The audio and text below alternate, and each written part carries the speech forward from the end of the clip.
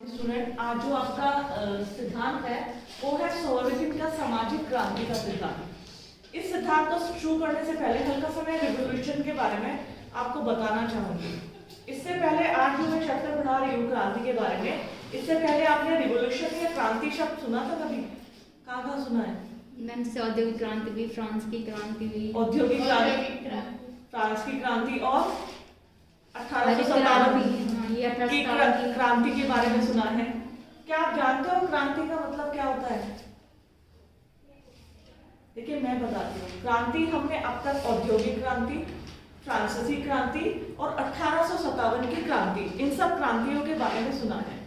क्रांति शब्द किस लिए यूज हुआ है समाजशास्त्रीय परिप्रेक्ष्य में यदि मैं बताऊं, जब लोग वर्तमान व्यवस्था से नाखुश होते हैं और उसको जड़ से उखाड़ के बाहर फेंक देना चाहते हैं। ध्यान से समझना, जब लोग वर्तमान व्यवस्था से असंतुष्ट होते हैं और चाहते हैं ये व्यवस्था बिल्कुल खत्म हो जाए और उसको जड़ से उखाड़ के फेंकने के लिए, चाहे खून खराबा होए, चाहे किसी प्रकार का हिंसात्मक प्रदर्शन होए, आंदोलन होए, उसके लिए सब जायज है। तो ऐसी व्यवस्था को कहा जाता है क्रांति।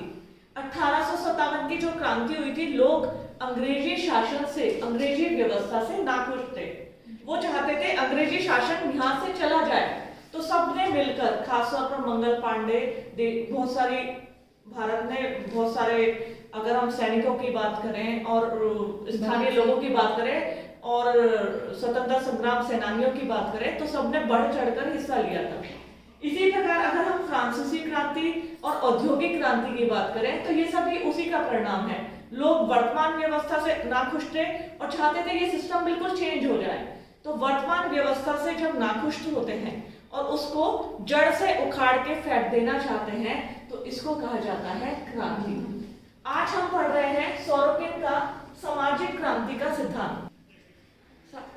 आज जो मैं सोरोकिन का सामाजिक क्रांति का कर रही हूँ, सोरोकिन ने सबसे पहले सामाजिक क्रांति की बात की थी अपनी एक किताब the sociology of revolution, the sociology of revolution, जो कि आपने 1925 में इस किताब को लिखा था। उसमें आपने सामाजिक क्रांति की बात की। वास्तव में सोशियोलॉजी ऑफ रिवोल्यूशन में आपने क्रांति के बारे में क्या बताया? आपने बताया है कि क्रांति एक ऐसी व्यवस्था है, सामाजिक परिवर्तन की एक ऐसी व्यवस्था है जिससे ना तो लोगों का हित होता है और ना ही समाज में व्यवस्थाएं होती हैं। कहने का मतलब ये ऐसी अव्यवस्था वाली स्थिति है जिससे किसी का हित नहीं होता, नुकसान होता है। क्योंकि जब हम किसी अव्यवस्था से नाखुश होते हैं और उसको जड़ से उखाड़ के फेंक देना चाहते हैं, खून खराबा, हिंसात्मक प्रदर्शन, इस तरह की जब परिस्थितियों को हमें सामना करना पड़ता है तो कहीं ना कहीं व्यक्तिगत अहित होने की संभावना रहती है। तभी सोरोकिन ने भी कहा है क्रांति वह व्यवस्था है जिससे सामाजिक परिवर्तन की यह व्यवस्था है। एक तरफ तो इससे समाज के व्यक्ति का अहित होता है, दूसरी तरफ समाज में लोगों के विचारधारा, विश्वास, मूल्यांकन, सोचने का तरीका, ये सब बिल्कुल बदल जाता है, परिवर्तित हो जाता है। तो सामाजिक परिवर्तन के संदर्भ में आपने सामाजिक क्रांति की बात करी। साथ ही साथ आपने कहा सामाजिक क्रांति की एक व्याधिकीय व्यवस्था है। व्याधिकीय कहते हैं जो सब कुछ तहस नहस कर देती है। और आपने बताया है, किसने? सोरोकिन ने बताया है, व्याधिकीय व्यवस्था है, सामाजिक परिवर्तन की व्यवस्था है। साथ ही साथ इसमें ऐसे क्रांति परिवर्तन की वह व्याधिकीय अवस्था है जिससे किसी का भी हित होने की संभावना नहीं होती है।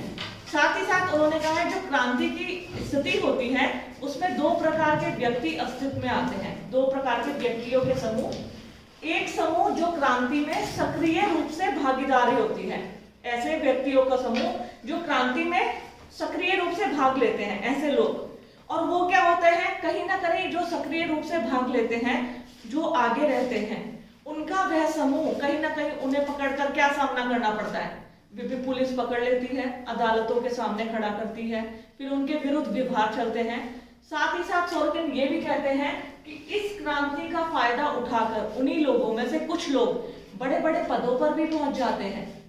वो उस व्यवस्था का और अपने लीडरशिप का, नेतृत्व का, देखिए जो कोई लीडर होता है वो कहीं ना कहीं समाज में ऊपर पहुंच जाता है।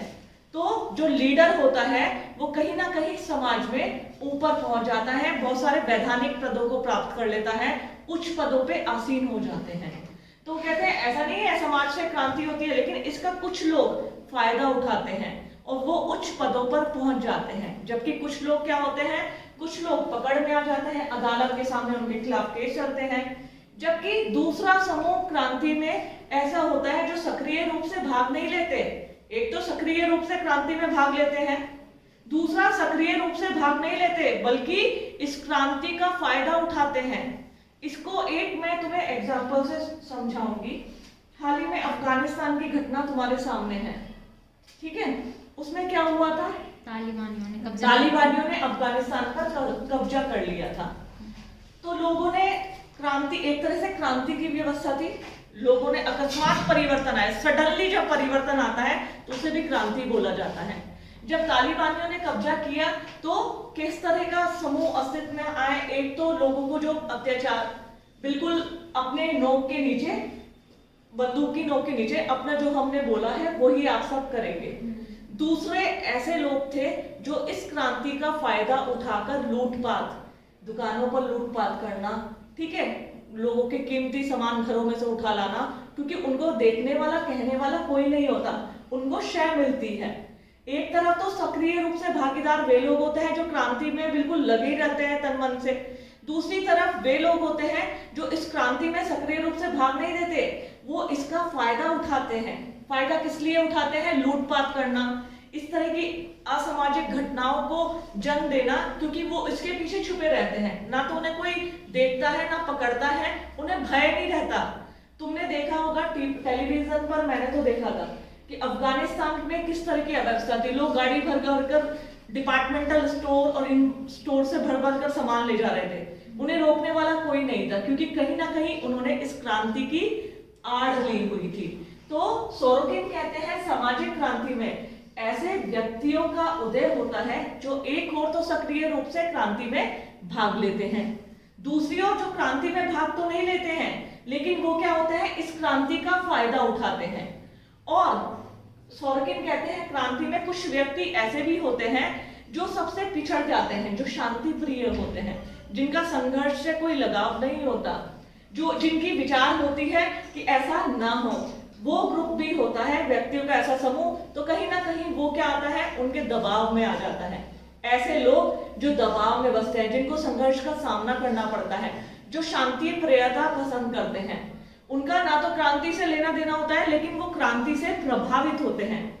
व्यक्तियों का ऐसा समूह जो समाज में घटित होने वाली क्रांति से प्रत्यक्ष रूप से प्रभावित होते हैं, तो ऐसे व्यक्तियों का समूह भी रहता है। तो सोरोकिन कहते हैं कि सामाजिक क्रांति, सामाजिक परिवर्तन की वह व्यवस्था है जिससे समाज में बदलाव आता है, मतलब एक तरह से अव्यवस्था उत्पन्न हो जाती है। क्रांति को उन्होंने बहुत अच्छी दशा नहीं बताया है, उन्होंने बोला है इस क्रांति से किन्हीं व्यक्तियों को बहुत नुकसान पहुंचता है, बहुत खून खराबा होता है, बहुत अव्यवस्थाएं फैलती हैं। इसी तरह इसका नाम रिवॉल्यूशन, क्रांति नहीं रखा गया। अगर खून खराबा ना हो, मेरी बात ध्यान से सुनना, खून खराबा ना हो, शांतिपूर्ण तरीके से प्रदर्शन किया जाए तो उसे क्या कहेंगे हम, आंदोलन। उसे हम क्रांति नहीं कहेंगे। हम परिवर्तन चाहते हैं, लेकिन उस परिवर्तन का, जैसे महात्मा गांधी ने कहा था, महात्मा गांधी ने जो उनके सत्याग्रह, सत्य के लिए आग्रह करना, आंदोलन करना, कि अपनी बात मनवाने के लिए भूख हड़ताल, सरकार के खिलाफ प्रदर्शन, लेकिन ये सब शांति प्रिय थे। क्रांति होती है, परिवर्तन चाहते हैं, लेकिन उस परिवर्तन को लाने के लिए चाहे खून खराबा हो, चाहे फिर किसी को नुकसान पहुंचे, चाहे पूरी व्यवस्था अव्यवस्था में तब्दील हो जाए, तो क्रांति उस व्यवस्था को कहा जाता है। तो सामाजिक क्रांति परिवर्तन की वह प्रक्रिया है जो कि व्याधिकीय व्यवस्था है। इस व्यवस्था में किसी भी का भी हित होने की संभावना नहीं होती, हमेशा अहित ही होते हैं। तो यह है सोरोकिन का सामाजिक क्रांति का सिद्धांत।